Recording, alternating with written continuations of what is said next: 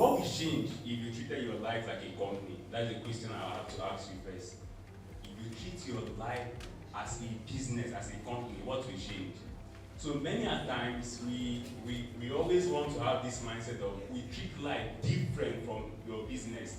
When it goes to business, you feel I have to be serious. But when it comes to your personal life, you take it like play.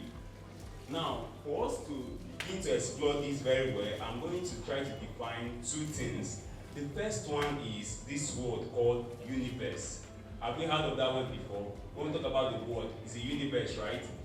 It's made up of two words. The first thing there is what? Uni and then verse, right? So it just means to put together to make one. The same way, you have to get every aspect of your life together and make it to be one. Until you begin to see life as business, you will take it anyhow, you will treat it anyhow, and you can never get the result that you desire out of life. Are we following? For some of you here, you don't own a business, but your life is a business. The first thing I want you to also pay attention to again is you must pay attention to the meaning of words. Most times we assume that we know what words mean, but we don't. If you pick up the dictionary now and you search the meaning of business, you know how what you've always been thinking that business is not what it is. I'm not going to bore you with the definition of business. You can get that from the dictionary. Just a search online can get you the definition. But for everything that you think you've known before, for every definition that you think you know before, please try to confirm.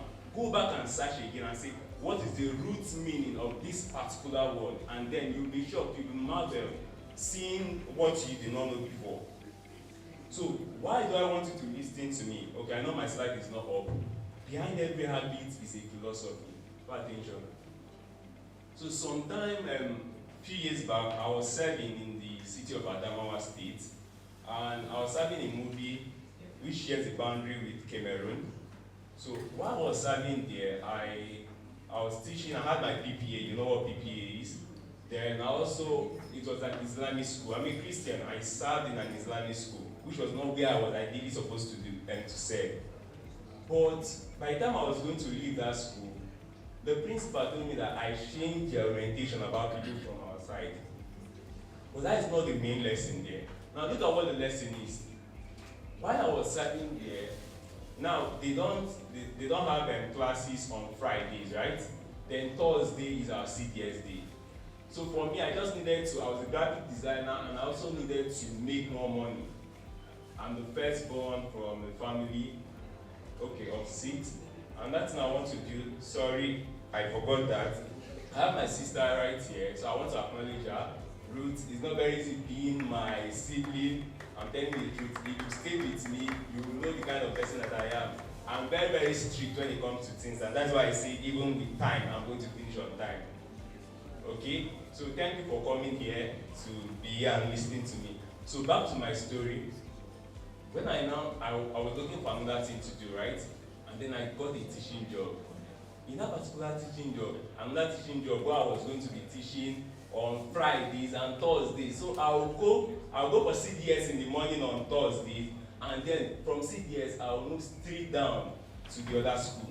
You understand? And smart moves. So you are teaching there, NYC is paying you, it seems like you are living life. But it did not end there. So a friend introduced me to someone that needed a home lesson teacher for their daughters. And that's how I also took up that. And it meant that every evening rather, I had to go to teach these kids. I had to go every day by 4 p.m. and close probably by 6 p.m. But the challenge there was that the distance was much. So we had the distance from where I was living to the school, to the other school, and then to their place. The distance was much. And they were like, if you don't understand that, that's why many people still, your business is still struggling today because you don't understand that basic thing of making profit. So you turn your business into church activity, you turn your business into free things. You understand? Don't worry. How much do you charge for graphic design? Don't worry, just bring anything you have. Anything you have. Then, when your landlord is asking you for rent, Thank you, sir. When the data finishes, MTN will not say, bring anything you have, so bring the one gig. MTN will strictly tell you that what, to get 1 gig, you have to pay so amount. So why are you not taking business as something that is casual? Why will you not be taking business as nothing? So there's a difference between your outcome and your output. So output is the direct, tangible result of an activity. But when we talk about, that is outcome rather. But when we talk about output, let me begin. Output is the direct, tangible result of an activity.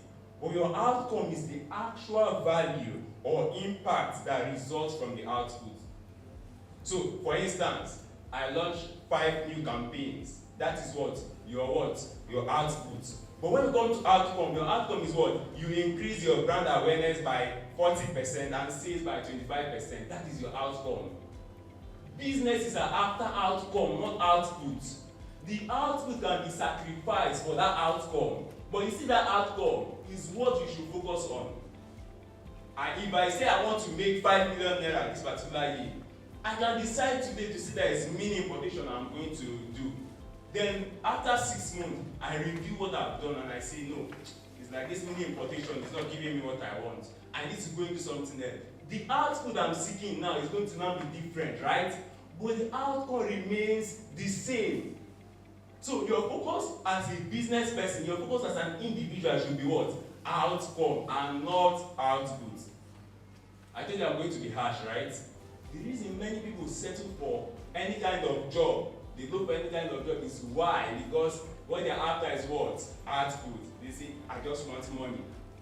I don't want money. Practical is you are breaking down the strategy into now short terms, right? Then you now have operational. That is your day-to-day, weekly, and then that's your weekly and your daily goals. That is for the operational planning. So lastly, I'm just going to already close. So I'm talking about, I was saying something about the issue of tracking your expenses, right? If I ask you how much you spend in a month, can you give me that figure? Some people do not know. But businesses have to know this. You should know what your weekly expenditure is. You should be able to track what your income every day, every month is. That's what will help you. When we talk about budgeting, it's very, very necessary that you budget. Companies budget. Why shouldn't you? You should budget.